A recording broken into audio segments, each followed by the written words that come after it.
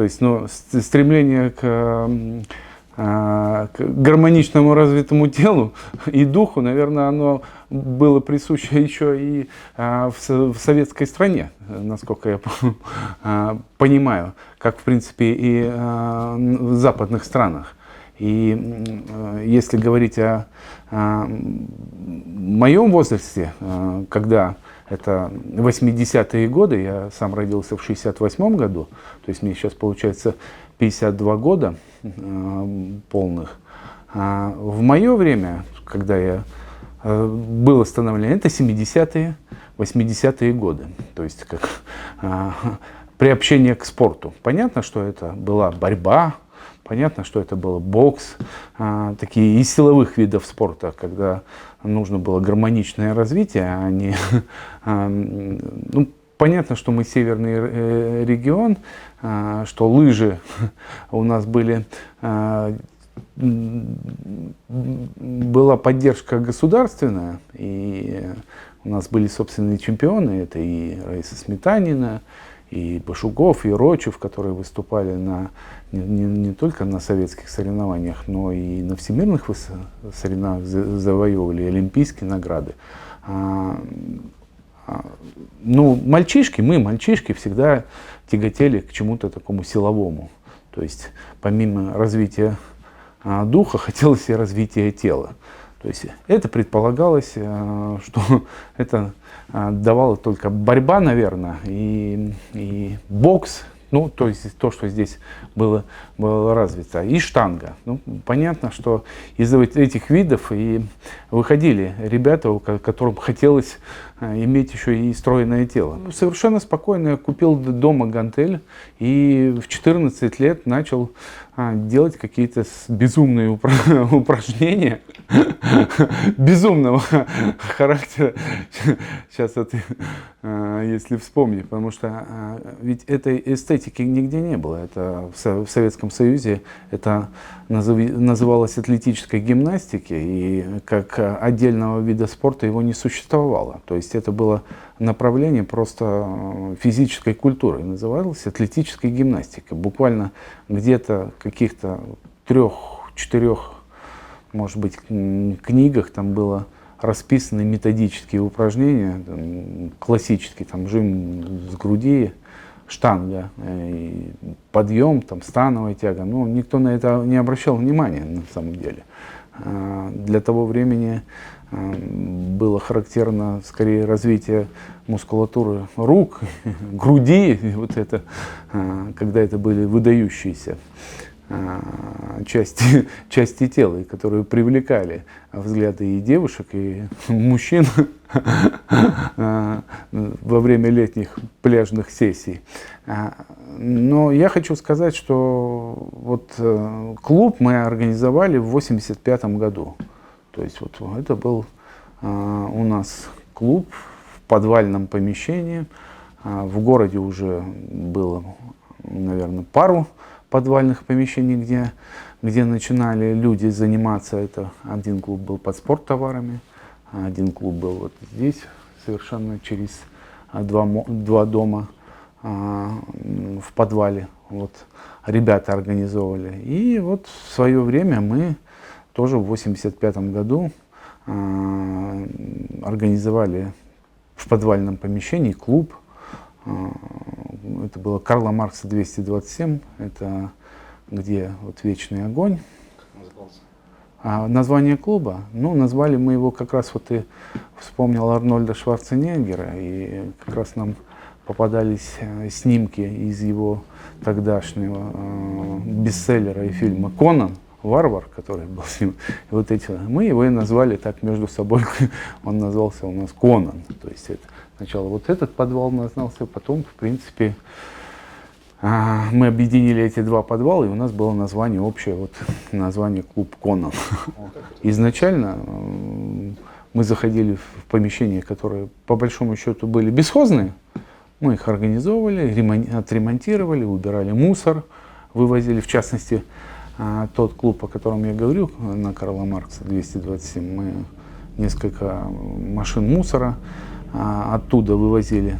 В то время там До нас находился клуб подводного плавания «Акванавт», так называемый, в Сыктывкаре. А ты, наверное, о таком даже и не слышал. И я о таком не слышался. Зато я видел, что от него осталось. Мы вывозили оттуда и ласты. Да, в подвале дома. Акванавт, да. То есть был такой клуб на самом деле. Далее, так как мы существовали, по большому счету, с точки зрения сегодняшнего правового государства нелегально, по большому счету, использование помещения, то нам действительно пришлось и легализовать, и под эгидой, то есть обратиться и в представительство тогда существующего еще комсомола.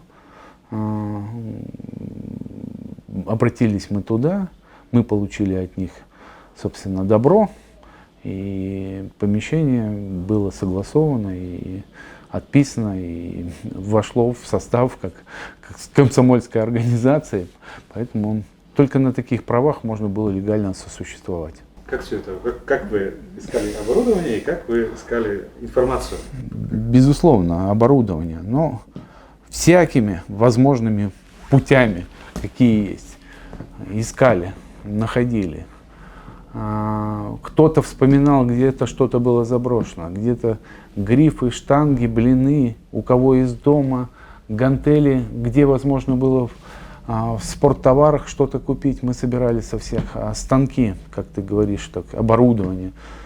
Мы подсматривали как раз вот этих существующих фотографиях, все эти упражнения, потому что к концу уже 90-х, 88-89 год, уже начинали появлялись здесь и видео, магнитофоны, которые бешеные деньги стоили. Появились новые фильмы, которые все смотрели, Брюс Ли, Арнольд Шварценеггер. Я, наверное, если честно сказать, первый фильм, который посмотрел на видеомагнитофоне, наверное, это и был фильм Арнольда Шварценеггера «Терминатор», наверное, насколько я помню. Поэтому каким-то образом все равно уже начали появляться, потому что фотографии из польских журналов протекали сюда, привозили, и как появилось видео, то есть много фотографий начало появляться и в нашей уже прессе, поэтому как раз вот эти станки, они уже было понимание, как они выглядят, что они из себя представляют, на какие мышцы группы они воздействуют. Поэтому нам не составляло труда заказывать. Тогда еще в советское время промышленный бум был, мы все работали, кто где проходил практику, потому что ребята не были все и юристами и экономистами. Большинство ребят, которые составляли основной костяк, учились в ГПТУ и обладали профессиями сварщиков, автомехаников и электриков в большей этой степени. То есть вот что составляло. Юристов и учителей здесь было меньшее количество. Плюс я забыл еще отметить очень серьезное и большое влияние именно в нашем городе и на наш регион внесла это все-таки Воркута. Вот в Воркуте подвальный бодибилдинг, так называемый, культуризм, который как прижился, он, наверное, один из первых организовался и собрался именно в Воркуте, потому что город заполярный, особенно там и досуг не был так развит, а финансовая и какая-то, наверное, инфраструктура позволяла, в силу того, что дома там имеют хорошие подвалы, организовывать вот там качалки. И там столько, ведь к какому-то моменту Воркута по своей численности, наверное, даже опережала город Сыктывкар со своими вот этими большим кольцом поселков. И в каждом из поселков был организован вот тренажерный зал. И там, если говорить о республике и о советском времени, если говорить, где зародился вот этот культуризм и бодибилдинг, в большей степени это в Воркуте.